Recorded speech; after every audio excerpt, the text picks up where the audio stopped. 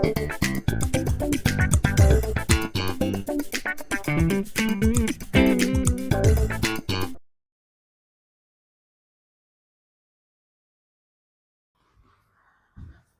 Achievers, मैं हूं प्रभात, तुम्हारा केमिस्ट्री टीचर। आज हम असर्शन रीजन सीरीज में जो एक चैप्टर है सॉल्यूशन चैप्टर, क्लास 12 का फर्स्ट चैप्टर, उसका फर्स्ट पार्ट डिस्कस करने जा रहे हैं।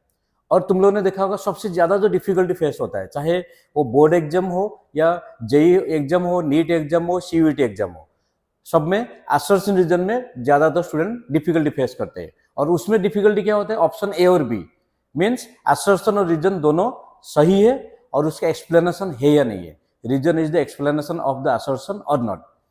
तो इसलिए हम क्या कर रहे हैं, अभी हर चैप्टर में 40-40 क्वेश्चन बना रहे हैं और 40 क्वेश्चन को हम डिस्कस कर रहे हैं, ठीक है। तो जो फर्स्ट चैप्टर है दैट इज सॉल्यूशन, सॉल्यूशन का फर्स्ट पार्ट। तो सॉल्यूशन का फर्स्ट पार्ट में देखो कौन कौन सी टॉपिक हम डिस्कस करने जा रहे हैं। Concentration units, solubility, then Henry's law and Raoult's law. ये चारों टॉपिक के जो कुछ क्वेश्चन है, 20 क्वेश्चन है, उसको हमने असेंबल किया है। तो चलो, तो फर्स्ट क्वेश्चन में क्या दिया है, असर्शन पढ़ो। Eight the same temperature different gases have different values of KH। KH क्या है, Henrys constant. Eight the same temperature different gases have different values of Henry's constant. Henry's law constant is a function of nature of the gas. Henry's law constant is the function of nature of the gases. ये सही है। ये कौन सी law है बताने की तो जरूरत नहीं, हेनरी लॉ लिखा हुआ है। हेनरी लॉ में क्या होता है, P partial pressure of the gas is proportional to solubility और partial pressure is the product of Henry constant and solubility, ठीक है। तो जो हेनरी कांस्टेंट KH है, हेनरी कांस्टेंट KH है, वो किसके ऊपर डिपेंड करता है, वो डिपेंड करता है सॉल्युबिलिटी ऑफ द गैस, वो डिपेंड करता है solubility of the gas. Different gas का KH का वैल्यू डिफरेंट होगा, समझ रहे हो, डिफरेंट गैस का KH का वैल्यू डिफरेंट होगा, ये देख लो, ठीक है। तो फर्स्ट हो गया, eight the same temperature different gases have different values of KH, ये बिल्कुल सही है। Henry law constant is a function of nature of the gas, ये भी सही है। Nature of the gas, carbon dioxide का जो सॉल्युबिलिटी होगा, हाइड्रोजन का सॉल्युबिलिटी डिफरेंट होगा, तो इसका मतलब दोनों सही है। अब उसका एक्सप्लेनेशन है या नहीं है, बिल्कुल एक्सप्लेनेशन है। Henry law constant means KH is the function of nature of the gases, तो इसका मतलब दोनों सही है, उसका करेक्ट एक्सप्लेनेशन भी है। तो इसका आंसर क्या है, आंसर हो गया ए इज द करेक्ट आंसर, ठीक। नेक्स्ट है on heating dissolved gases escape out of the solution। on heating dissolved gases escape out of the solution। Summer season में देखा होगा, जो तालाब होता है, पॉन्ड होते हैं, उसमें हाई टेम्परेचर होता है। हाई टेम्परेचर की वजह से क्या होता है, जो वहां पे सॉल्युबल ऑक्सीजन गैस होते हैं वो एस्केप हो जाते हैं। तो aquatic animals are come up to the surface of the water to have oxygen from the air. तो इसका मतलब जब टेम्परेचर हाई होता है, उसमें क्या होता है, solubility of the gas decrease होता है। कोल्ड ड्रिंक्स की बात देख लो, कोल्ड ड्रिंक्स टेस्ट कब लगता है, कोल्ड ड्रिंक्स या बेटर लगता है जब फ्रीज में होता है या कोल्ड चिल्ड होता है। जब वो नॉर्मल कंडीशन होता है, कोल्ड ड्रिंक्स बिल्कुल ही अच्छा नहीं लगता है, ठीक है। तो इसका मतलब क्या हुआ, on heating dissolve gases are escape out, ये सही है। Dissolution of gases are endothermic in nature, dissolution of gases are endothermic in nature. अब बताओ, डिजोल्यूशन गैसेस एंडोथर्मिक नहीं होता है, एक्सोथर्मिक होता है। जो गैस डिजोल्व होता है, हीट रिलीज होता है, हीट जब रिलीज होता है तो उसमें एक्सोथर्मिक होता है। तो इसका मतलब क्या हुआ, असर्शन सही है बट रीजन फॉल्स है। इसका ऑप्शन क्या हो गया, सी। असर्शन सही है क्योंकि टेम्परेचर हाई होने से गैस एस्केप हो जाते हैं, ये सही है। But dissolution of gases is exothermic in nature, लेकिन यहाँ पे एंडोथर्मिक दिया है, तो ऑप्शन सी हो गया। Next question, the solubility of gases in a liquid increases with increase of pressure, ये भी सही है, ये हेनरी लॉ है। P अभी हमने लिखा था, P प्रोपोर्शनल टू सॉल्युबिलिटी, ठीक है। तो P proportional to solubility, solubility of the gas in a liquid increases with increase of temperature. Then the solubility of a gas in a liquid is directly proportional to the pressure of the gas, ये भी सही है।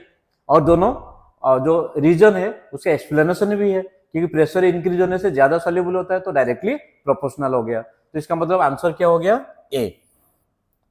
अब next question, a solution is a homogeneous mixture of two or more chemically non reactive reacting substances. Solution का मतलब क्या है? Homogeneous mixture है, आप NH3 और HCl दोनों को लेके मिक्स कर रहे हो तो सॉल्यूशन नहीं बनेगा। क्यों? क्योंकि NH4Cl बनाएंगे, वो क्या होगा? केमिकली नॉन रिएक्टिव नहीं है, केमिकली रिएक्टिव है। तो बिल्कुल ये सही है, solution is the homogeneous mixture of two or more chemically non reactive substances.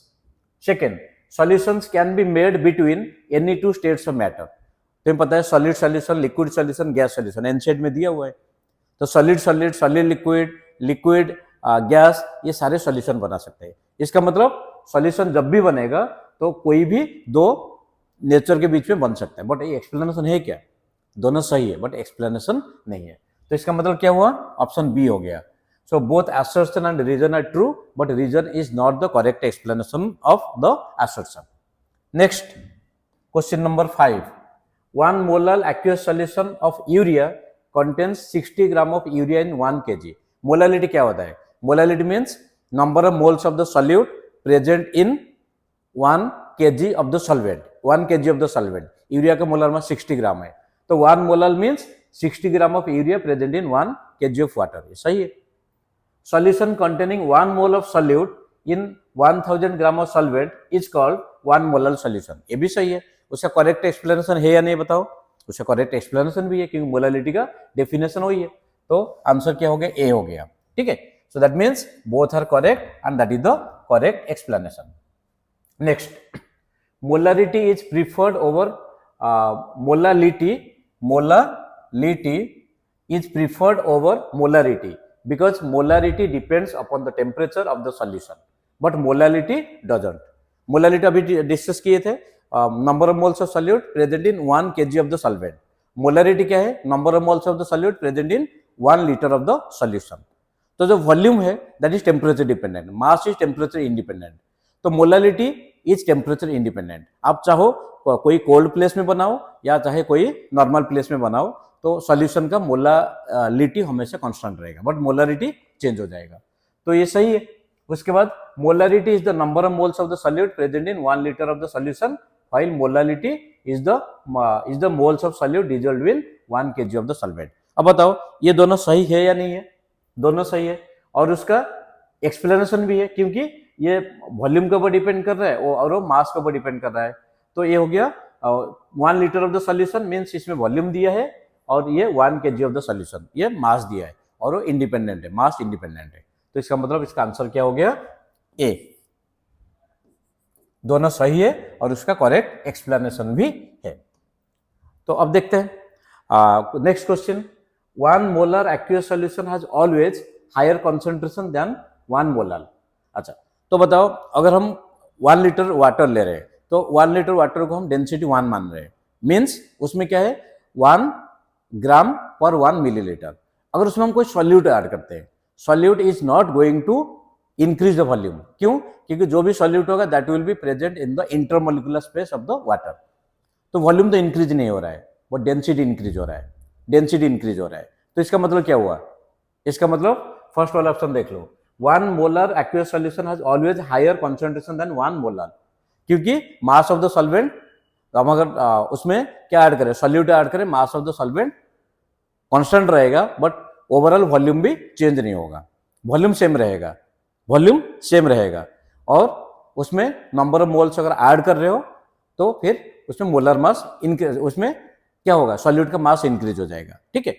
Second, the molarity of A solution depends upon the density of the solution whereas molarity doesn't. क्यों? क्योंकि molarity 1 litre of the solution और molality क्या है? That is mass of solvent in KG. तो इसका मतलब दोनों सही हुए, बट उसका करेक्ट एक्सप्लेनेशन होगा क्या? करेक्ट एक्सप्लेनेशन नहीं है। तो इसका ऑप्शन क्या हो गया? B. Next, Henry law constant is the ratio of pressure of the gas to mole fraction of the gas in the solution. तो हम क्या लिख रहे हैं इसमें? P प्रोपोर्शनल टू काय और P equal to KH into chi और KH equal to P upon chi. Chi इसको क्या रिप्रेजेंट कर रहा है? यहाँ पे solubility. So Henry law constant is the ratio of pressure of the gas to the mole fraction of the gas in the solution. सामने है, तो इसका मतलब सही है नहीं है? बिल्कुल सही है, Henry law constant for a particular gas in a particular solvent is constant and doesn't depend on the temperature. Doesn't depend on the temperature. ये गलत हो गया. समझे कहां पे गलत हो गया? तो देख रहे हो पर्टिकुलर गैस पर्टिकुलर सॉल्वेंट में मान लो वाटर ले रहे हो, ठीक, वाटर में अगर कार्बन डाइऑक्साइड डिजोल्व कर रहे हो, उसमें जो केएच वैल्यू होगा, वाटर में ऑक्सीजन गैस डिजोल्व कर रहे हो, उसका केएच वैल्यू डिफरेंट होगा. वाटर में हाइड्रोजन गैस डिजोल्व कर रहे हो, उसका भी केएच वैल्यू डिफरेंट होगा. ठीक है, तो it doesn't depend on the temperature, ये टेम्परेचर डिपेंड करता है.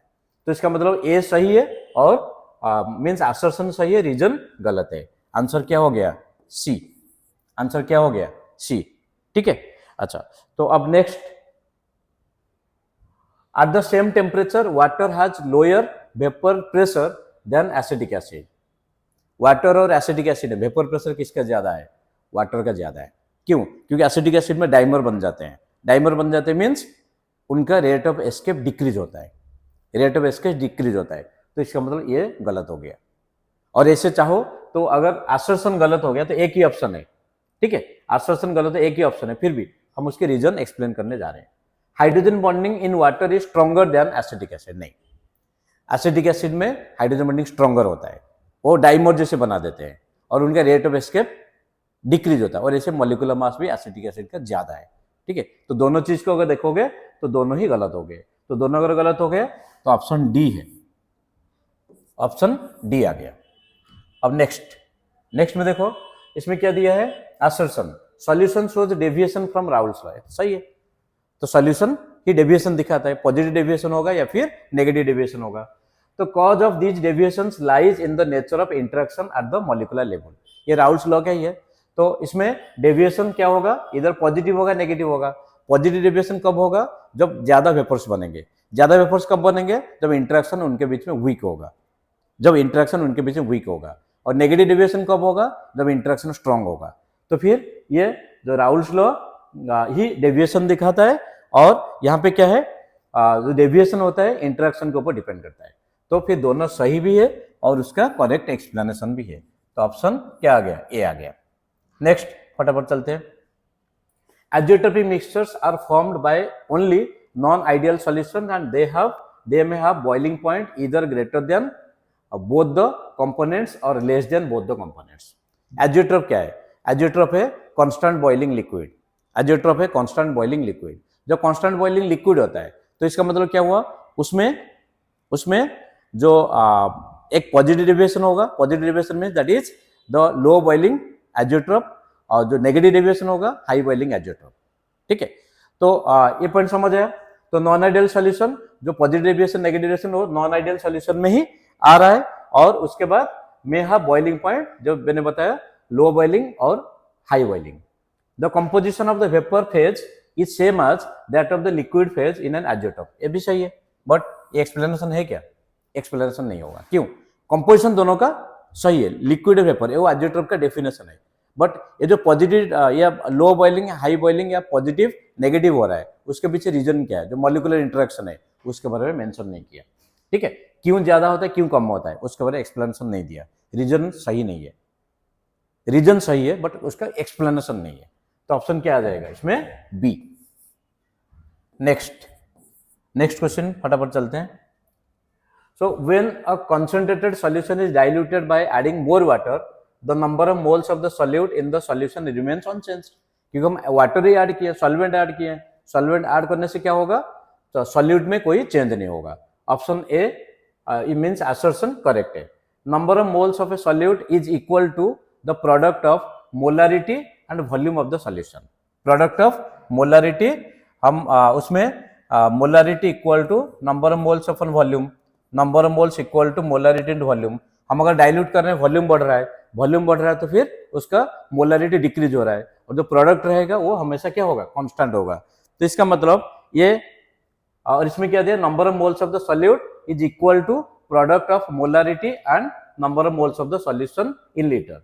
तो उसमें क्या दिया? कॉन्सेंट्रेटेड सॉल्यूशन है diluted by adding more water, the number of moles of the solute in the solution remains unchanged.